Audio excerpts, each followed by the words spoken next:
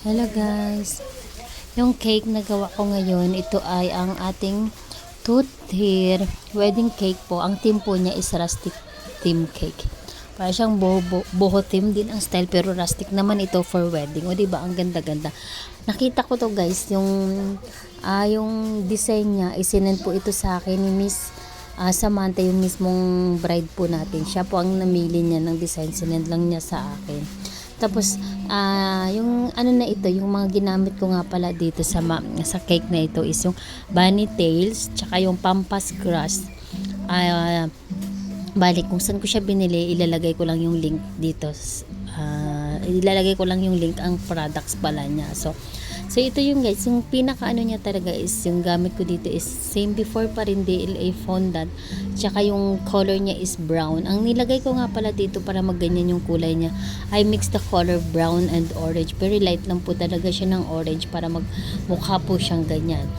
So yung venue po ng wedding po nila is medyo malayo po talaga dito. So yan po yung video na yung video na binibiyahe po namin ng cake from Cavite to ano siya, Pasig siya, kasi yung venue nila is The House of Laing. Maganda yung venue guys, hindi ganun kalaki, hindi rin siya kaliit. Ano lang siya, swak lang talaga siya, for intimate wedding po talaga siya. So ito na, nasa venue na kami. Actually, hindi ko talaga to siya hindi ko siya na video ng buong buo sa paggawa kasi nga medyo gahol na kami sa oras nito. Parang ang dami kong cake kasi ang dami niyang kasabay na cake sa araw na to. Siyempre, priority ko ito kasi nga 'di ba for wedding. Kaya lang pagdating dito hindi ko na talaga siya na-upload from the start. So nakuhaan ko lang ng video yung paggawa ko sa umpisa, sa venue, tsaka yung pag-design ko siya dito. Yung ginamit ko dito na gold is ilalagay ko na rin siya, itatag ko na rin yung product So yung ginamit kong products ito ay itatag ko na rin siya dito. Ayan na guys, nasa venue na kami. Actually napaaga yung dating namin kasi mas maigi na yung maaga Ayan yung venue.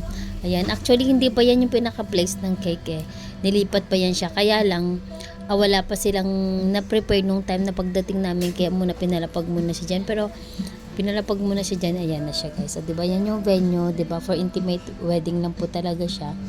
Diba maganda siya guys. Fully air condition yung room nila. Ayan. Ayan guys. Sa mga mayroon din po yan pala silang page.